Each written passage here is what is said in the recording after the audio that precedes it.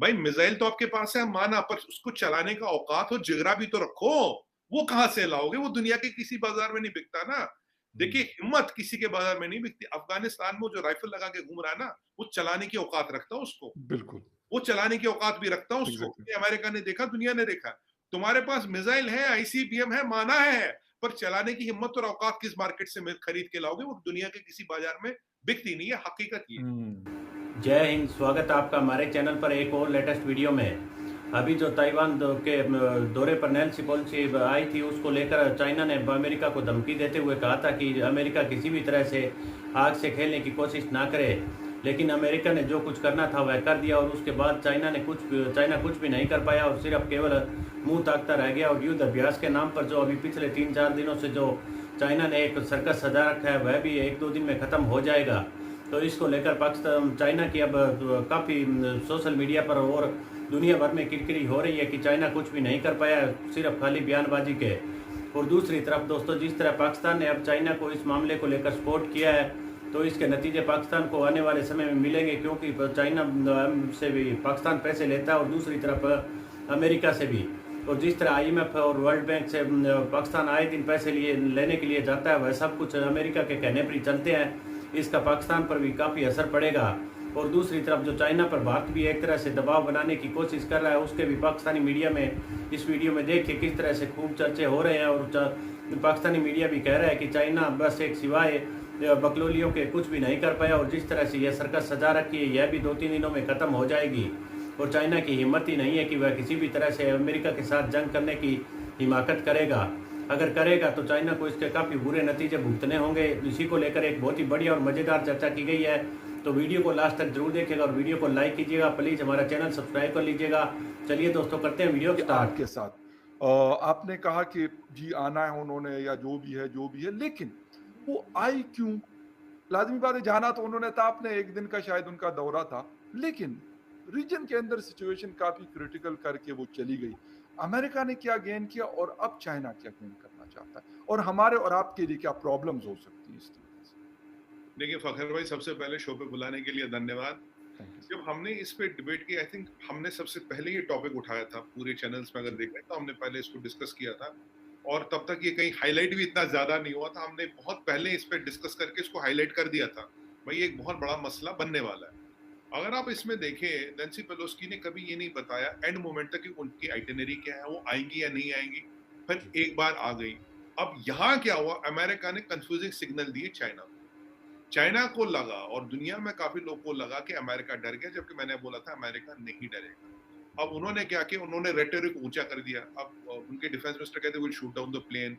या Global Times कहता हमने जहाज़ अपने जी जंगी बेड़ा मूव कर दिया, सबमरीन मूव कर दिया, चाइनीज़ एयरफोर्स, पीएलए की एयरफोर्स पूरी रेडी है। हमने उसको ताइवान को एनसर्कल कर दिया। बिल्कुल, यहाँ पे जो बाइडेन साहब की जी से बात होती, 2 घंटा 17 मिनट बात चलती, वहां तो उन्होंने धमकी नहीं डाली, don't play with the fire, the people who play with the fire will perish it. और फकर भाई, ये एक्सट्रैक्ट्स जो बिल्कुल कॉन्फिडेंशियल होते हैं, चाइना ने रिलीज कर दिए।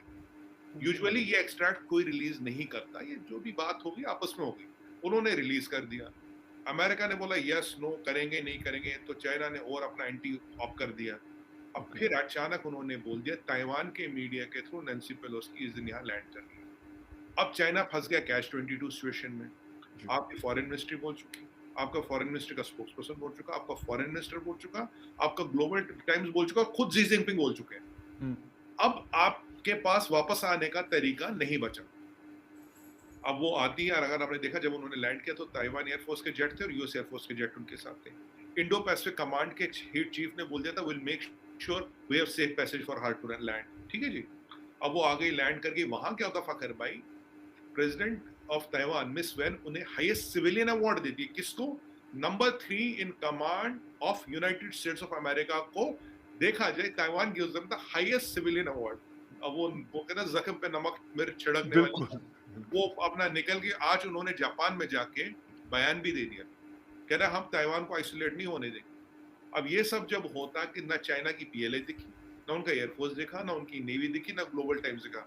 मैं तो ग्लोबल टाइम्स को एक दो ट्वीट भी किए थे। मैंने कहा भाई क्या हुआ, अब क्या मतलब भूल गए क्या?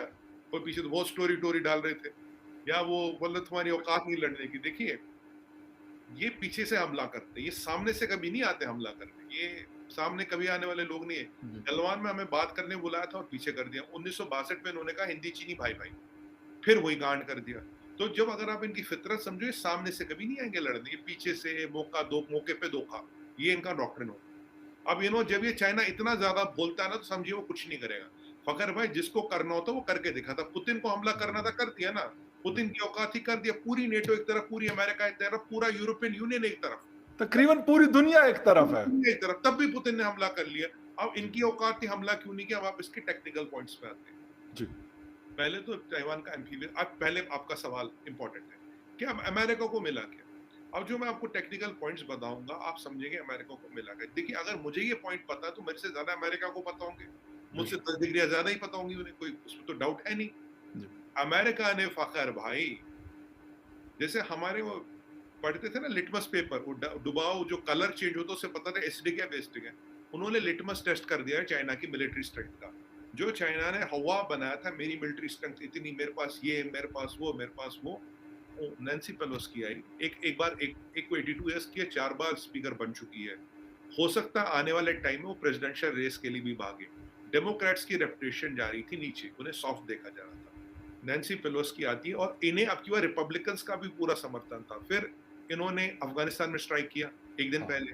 एक दिन उन्होंने ये किया, जो डेमोक्रेट्स का जो रुतबा था थोड़ा बढ़ गया, और उन्होंने दुनिया को ये दिखा दिया अब भी अमेरिका सुपर पावर है, चाइना की कोई औकात नहीं। अब वो देखिए, उन्होंने चाइना की मिलिट्री, चाइना की पॉलिटिकल रिजर्व और जी जिनपिंग के डॉक्ट्रिन का एक बार में टेस्ट मार डाला। 24 घंटे में रिजल्ट आ गया।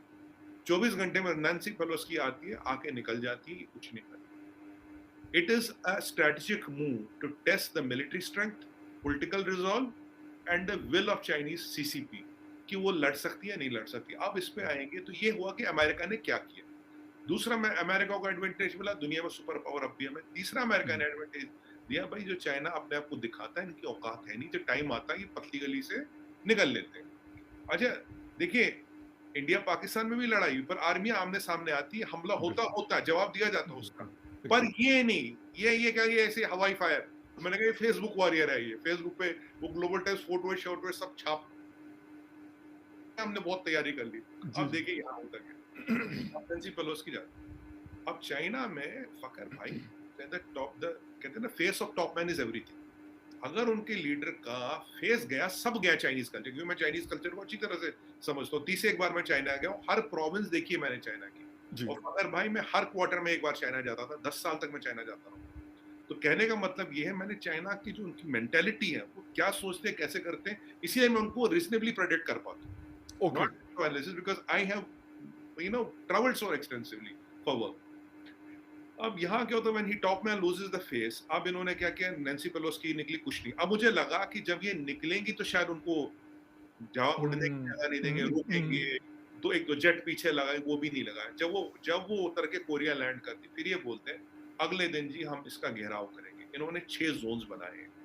6 जोन्स में क्या है फगन भाई, ताइवान में और चाइना के बीच एक 12 माइल का लेंथ है, ये 12 मील मानिए, ये है काइंड ऑफ बॉर्डर, कि आप इसके आगे नहीं आओगे। अब उसमें से कुछ चाइनीज प्लेन अंदर आ रहे हैं, कुछ जहाज अंदर आ रहे जा रहे हैं। 6 जोन बना दिए उन्होंने। कहा जी हम लॉन्ग रेंज मिसाइल फायर करें, डोंगफाई मिसाइल है, उसको फायर किया, ये किया, वो किया।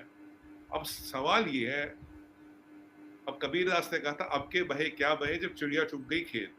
भाई पेलोसी आई, निकल गया, तुम हवाई फायर कर रहे हो, मिसाइलें जोड़ रहे हो, इधर उधर कर रहे हो, अपने हथियार क्यों ज़ाया कर रहे हो? अगर तुम्हारी औकात थी तो तब करते ना, जब वो वहां थी। तब तो आपने कुछ नहीं किया।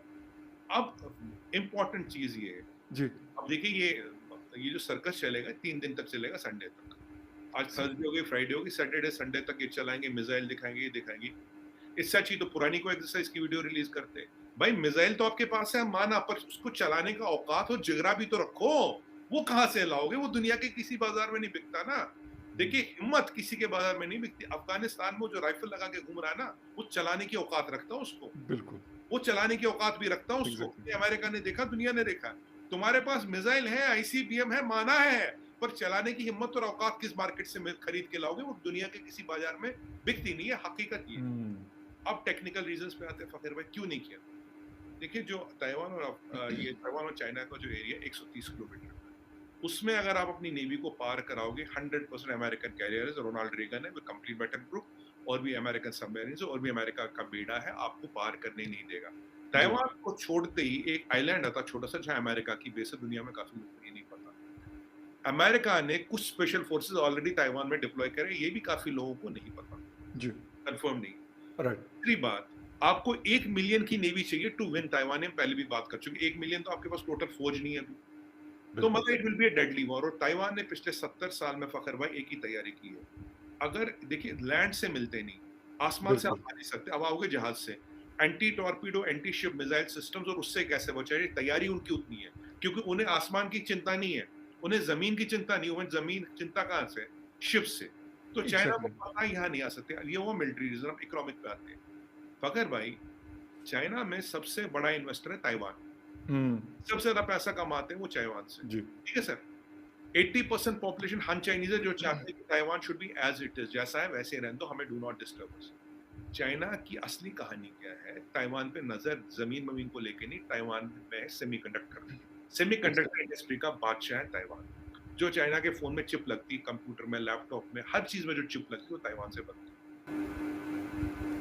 तो देखा होगा दोस्तों किस तरह से पाकिस्तानी मीडिया भारतीय एनालिस्ट के साथ आए दिन इस मामले को लेकर अब चर्चा करता ही रहेगा, क्योंकि जिस तरह चाइना अब ताइवान पर दबाव बनाने की कोशिश करेगा, उसी तरह भारत भी अपना चाइना पर दबाव आए दिन बढ़ाता हुआ जाएगा, और उसके पाकिस्तानी मीडिया आए दिन अपने हिसाब से हर तरह से चर्चा करने की कोशिश करेगा। तो दोस्तों हम आपको हर एक वीडियो सबसे पहले लेकर आते रहेंगे। प्लीज़ हमारा चैनल सब्सक्राइब जरूर कीजिएगा, हम आपके लिए इसी तरह की एक से एक बढ़िया और लेटेस्ट वीडियो लेकर आते रहेंगे।